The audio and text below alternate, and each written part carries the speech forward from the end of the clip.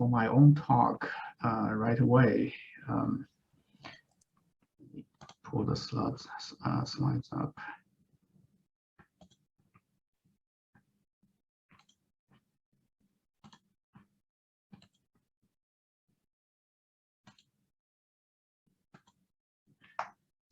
All right, can you guys see my slides well? Yes, we can. All right, perfect. So again, I'm Kevin Zhang. I'm a radiation oncologist here. My clinic focus is brain tumors with radiation therapy, and also I treat some lung cancer as well. But also I run a wet research lab here. Our lab research is focused on identifying some novel target for GBM, particularly focused on androgen receptor lately. But we are also very interested in developing some nanoparticle drugs to function as immune modulators, hopefully serve as radiosensitizer. So today I'd like to share with you some of the recent lab results working on the synergy using anti-PD-L1 immunotherapy with brain radiation therapy on the mice glioblastoma model. I'm gonna share you some interesting results, but also talk about potential limitations with the combined modality treatment. And I'm always, this is my disclosure slides. And I have to say, it's always great to talk after Dr. Shankar, because it's a lot of great background and summary. But as she mentioned earlier, for glioblastoma, it's not a tumor with very high mutation burden or measured by the so-called somatic mutation frequency. So compared to those tumors that has very good response in clinical trial, which is located on the right side with the highest somatic mutation frequency, glioblastoma or other low-grade glioma, along with prostate cancer, breast cancer, these are ranked low to intermediate frequency for the somatic mutation. And those pediatric tumor or hematological tumor are even worse, even lower in terms of frequency. So this is considered at the beginning to be one of the factor to explain why GBM is not responding to immunotherapy. But as you heard before, the frequency of somatic mutation is not really a predictive factor for response in GBM. So there are other theories looking at the microenvironment in GBM, with consider GBM to be a very immunosuppressive tumor.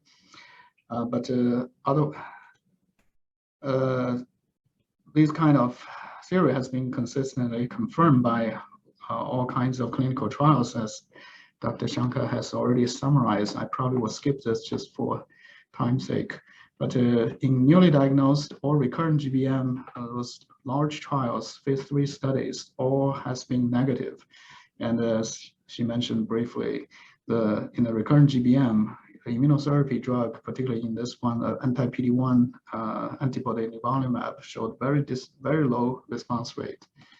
Even we are combining radiation therapy with immunotherapy in the recurrent GBM, we are still seeing pretty dismal results. Although you heard from Dr. Shankar, maybe neoadjuvant chemotherapy or combining other immune checkpoint blockers may further improve the outcome, but we'll have to wait for at least a few years to know more. Sorry. So with those clinical data prescribed mostly very disappointing, our lab were very interested in looking at the mechanisms of the intrinsic resistance of GBM to immunotherapy. More specifically, what are the response to immunotherapy for each type of tumor-associated immune cells in the tumor microenvironment, with or without radiation? As I mentioned before, GBM has been known to be very cold tumor or a very immune suppressive tumor. These tumors are characterized by very low number of CD8 cytotoxic infiltrating T cells in the tumor. As you can see, this is a patient treated here. We stained the CD8 marker on their tumor with very few infiltrating cells. But conversely, the CD4 positive T cells, particularly the regulatory T4 cells, has increased number in this type of tumor, particularly compared to the CD8. The CD4 staining are definitely elevated. But more importantly, this GBM has been known to be very rich in terms of macrophage infiltration. The CD68 is a marker for tumor-associated macrophage, and with staining, we see abundant of macrophage staining in the tumor tissue, and this tumor is stain positive for PD-L1, as you heard before. But this is a high mag picture showing the tumor-associated macrophage. You can see how abundant and enriched in the tumor field. And I think, in my opinion, these tumor-associated macrophage are probably at least one of the major contributor to the immunosuppressive environment in this tumor, just purely due to the sheer volume of those cells. And again, those tumor-associated macrophage mostly are M2 subtype, which is the immunosuppressive type, opposite to the M1 subtype, which is pro-inflammatory and anti-cancer kind. So with the constitution of tumor mass being contributed by the glioma tumor cells and the tumor-associated macrophage for majority of the tumor mass, and some low abundance of T cells, but still significant amount. So there's a very simplified microenvironment model proposed here. The thought here is the overwhelmingly high percentage of tumor-associated macrophage promotes a glioma's tumor cell growth, and together by the PD-L1 and PD-1 binding and the overwhelming tumor antigen presentation, we get T cells suppressed or exhausted.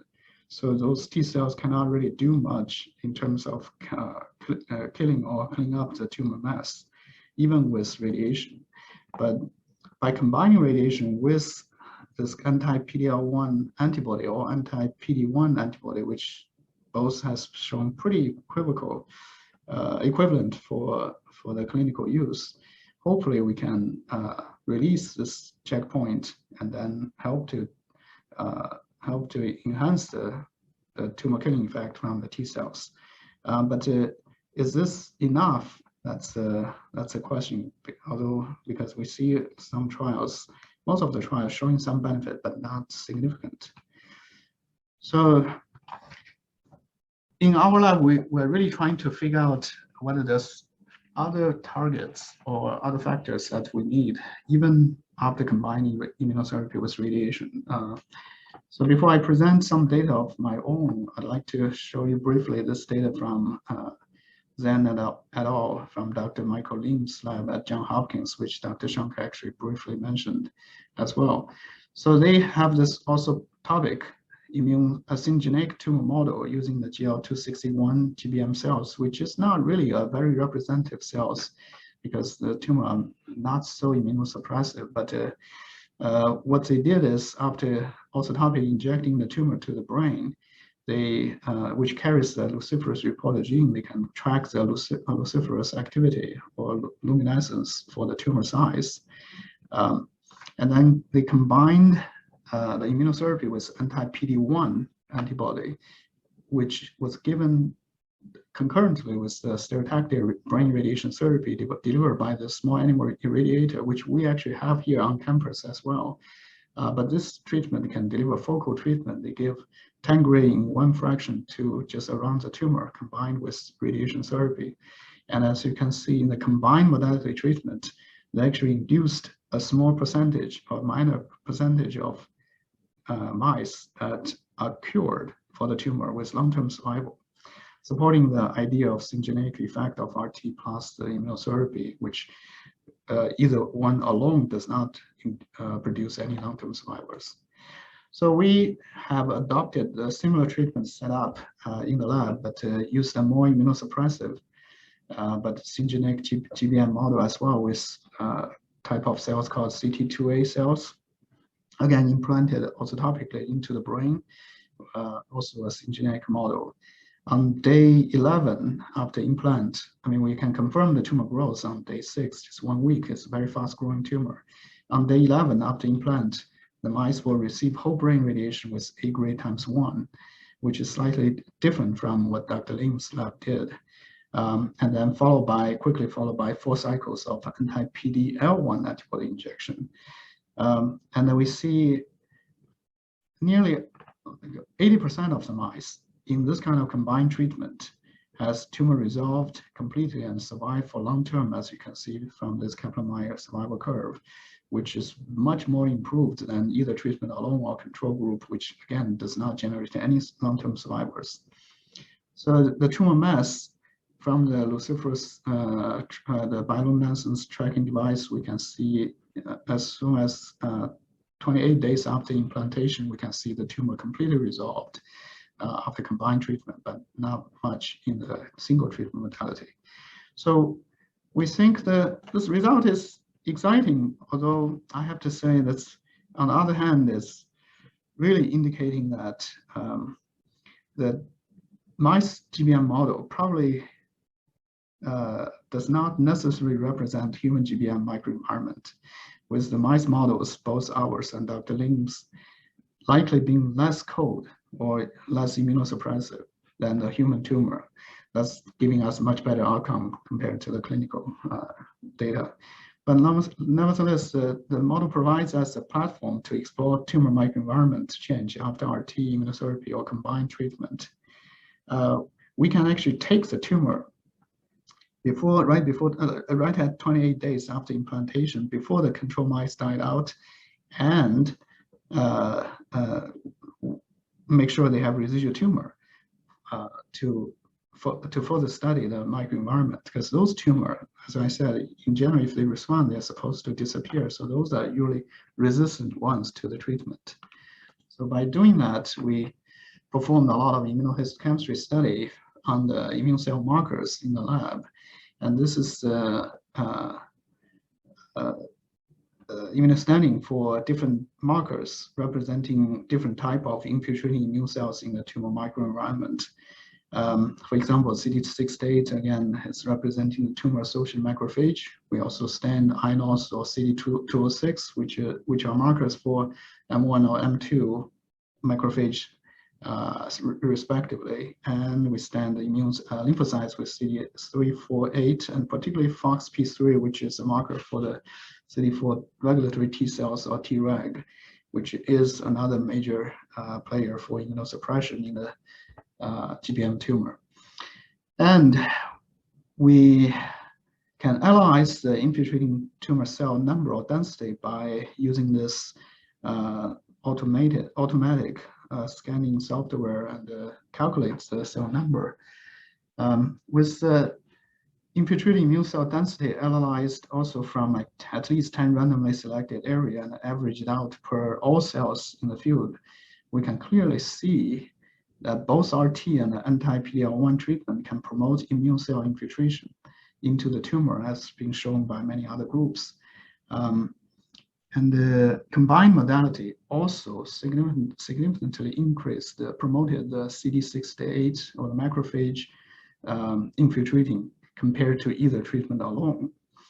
And also it's very noticeable that if you combine the treatment, we can significantly increase CD8 cytotoxic T cell infiltration even compared to single modality.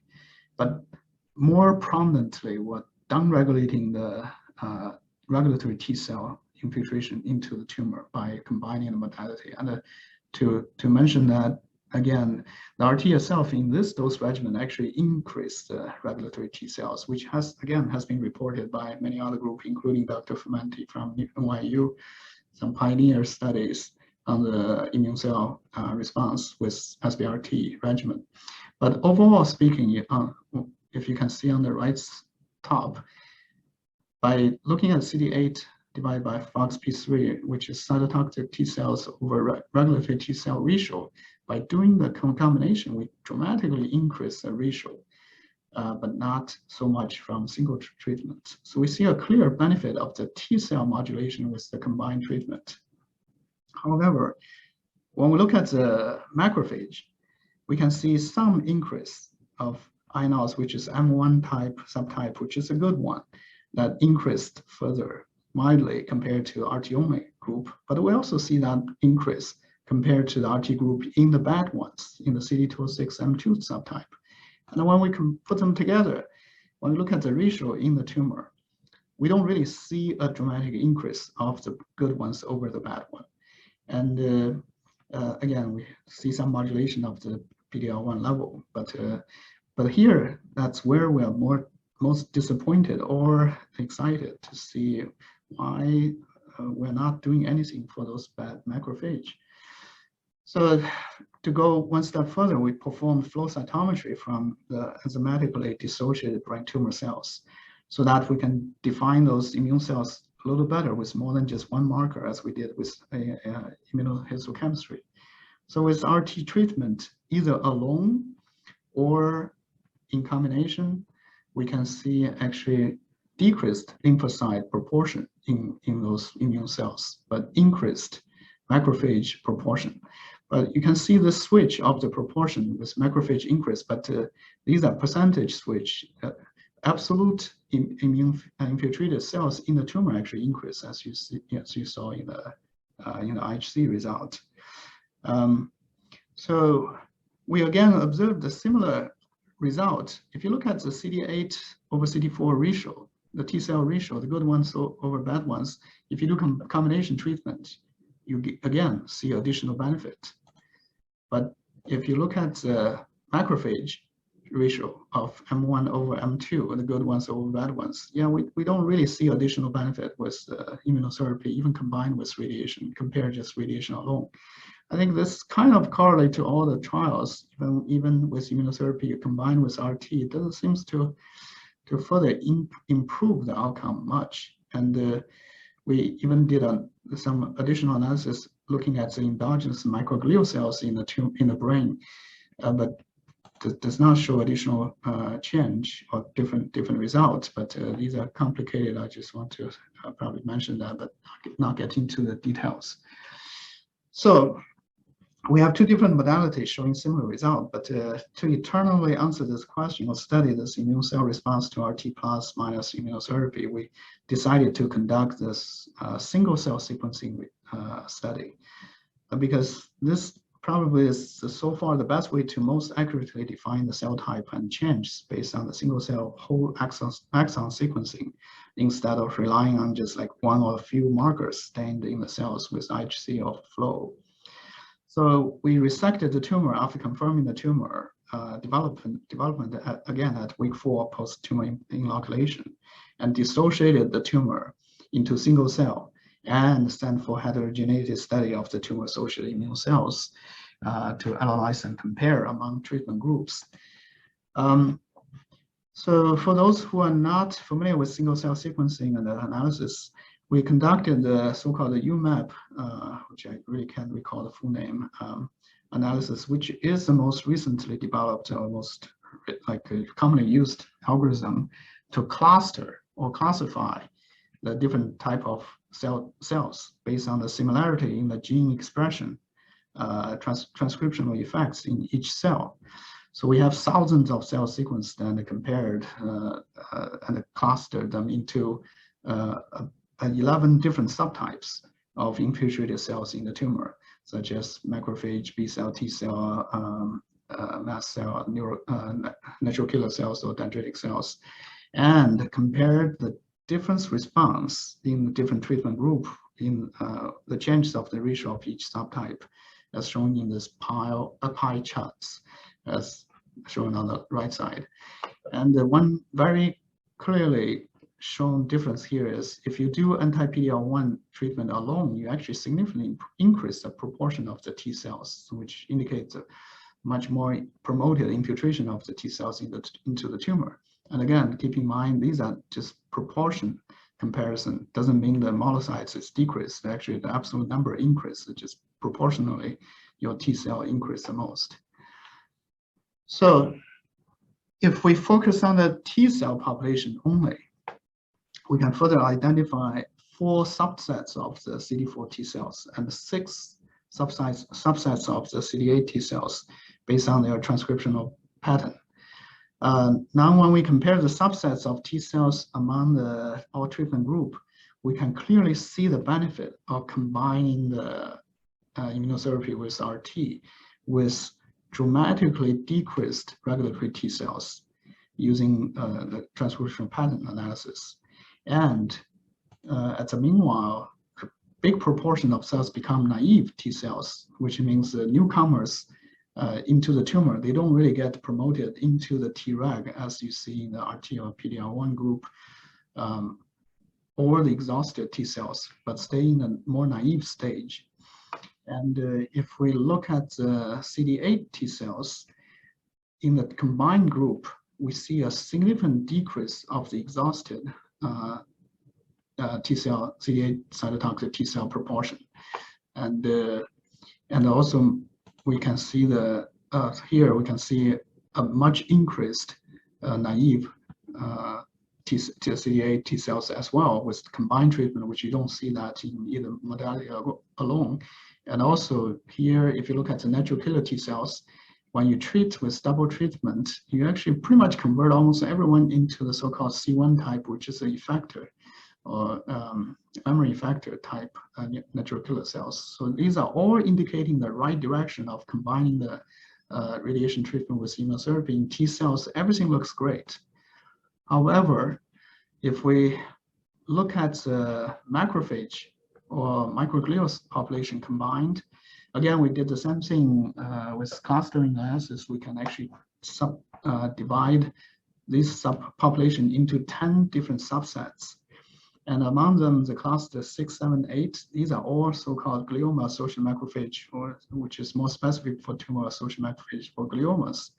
These are the most immunosuppressive ones, as you can see with the marker definition. But we also have a lot of intermediate lung terminal differentiated monocytes in between monocytes and macrophage, which is cluster 9.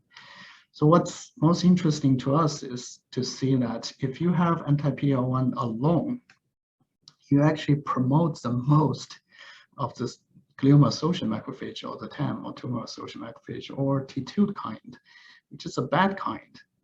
But even you add radiation on top of the PD-L1, your GAM or the glioma-associated macrophage proportion does not, it still increase compared to RT alone. So it's still not doing much additional benefit for this subpopulation.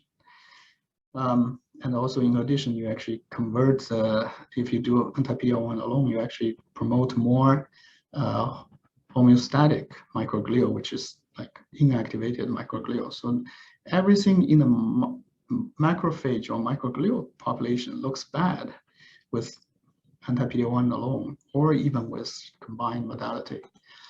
So with all this result from IHC,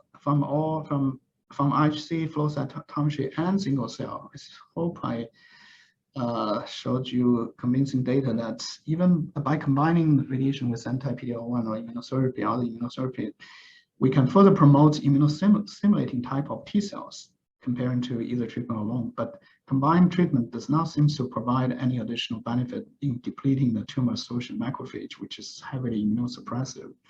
As a matter of fact, combining the two modality may even increase TEM or M2 subtype comparing to RT alone. So with which this result, at least partly, probably can explain why RT plus immunotherapy cannot cure all the cancer, particularly in the very immunosuppressive ones. So based on our data and the tumor-infiltrating immune cell model, we have drawn this table to show the pros and cons of each treatment modality. As you can see with RT alone, yes, we have benefit of direct tumor killing, reduce the burden, promote immune cell infiltration, generate new antigen, deplete exhausted T cells, but it increased Treg, which is bad in certain dose regimen. But if you use anti-PD-L1 alone, you recruit immune cells into the tumor, but those newcomers does not get to do the work. They actually get promoted into the pro-tumor subtype or exhausted T cells in the cold very extremely cold tumor environment. But if you combine them, yes, you get all those benefits, but also you get rid of those limitations. you can promote anti-tumor type of T cells and decrease Treg, particularly when you combine them. However, we still have the issue of not able to effectively reducing the pro-tumor macrophage, tumor-associated macrophage, or particularly glioma-associated macrophage. So this is the part or the direction I think we could potentially go to in the future clinical trial design to see whether we can add a third modality for monocytes or TAM modulator or depleter to get rid of this bad part. So combining RT or maybe RT virus, to me, I don't know whether everyone agrees. I think RT chemo virus, those are all inducer for this kind of inflammatory stage. I don't think they make huge difference, although IT also kills the tumor cells. But combine them with anti-PD-1 or PD-1 inhibitor plus another modulator, I think that's probably another way to go or the future. So looking at the clinicaltrial.com, I think there are some thoughts in this, like mostly testing the granulocyte macrophage colony stimulating factor, which is a known factor to promote M1 type of macrophage, but haven't seen anyone doing trimodality study. I think that's probably something, a chance we can catch to design some local trials. So lastly, I'd like to just thank the team, particularly my mentor, Dr. Hank, Dr. Ling, I consider my mentor too, and my colleagues for all the work and support, and Dr. Zhang for his expertise from UNL for the bioinformatics, and particularly thank my postdoc, Dr. Wang, and the graduate student in the lab for their dedicated work and the hard work to make this completed. All right, so I think with that, I'll probably deliver the podium to